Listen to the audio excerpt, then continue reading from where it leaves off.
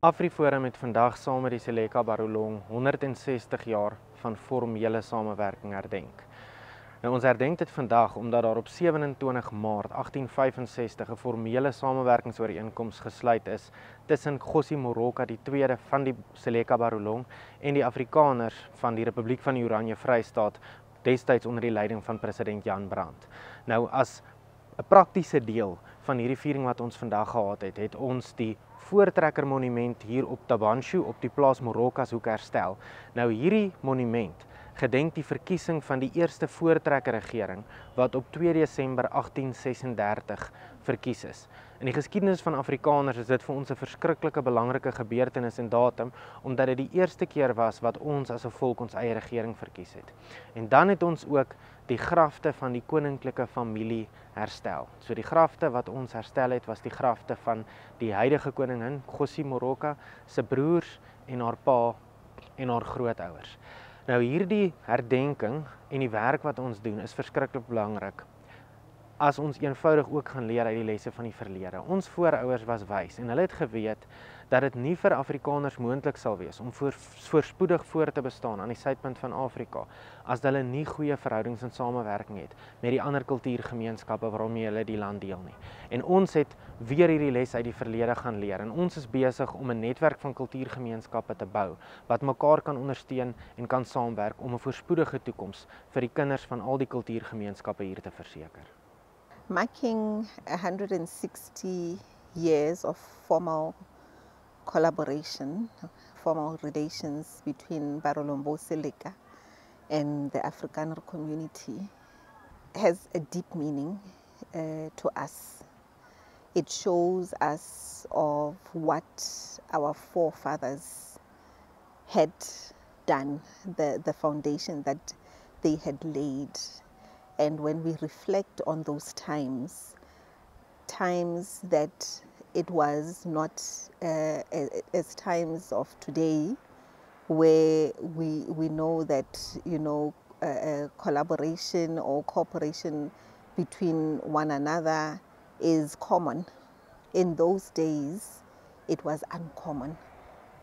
But for Kgosi Moroka, whom I'm a descendant of, it shows a leader who understood that the best way of taking a nation that you lead forward is to also look and find friends and collaborators that you believe share the same values, that you believe have the best interest at heart, that you believe have a common goal of also advancing their nations.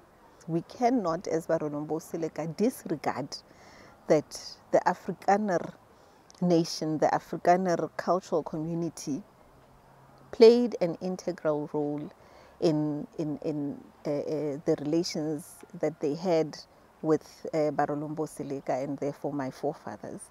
And today, I believe, when you respect your foundations, when you respect where you come from, then you are blessed in charting your way forward. Op die oomblik sien ons 'n gekoördineerde poging om AfriForum aan te val en om ons te probeer isoleer.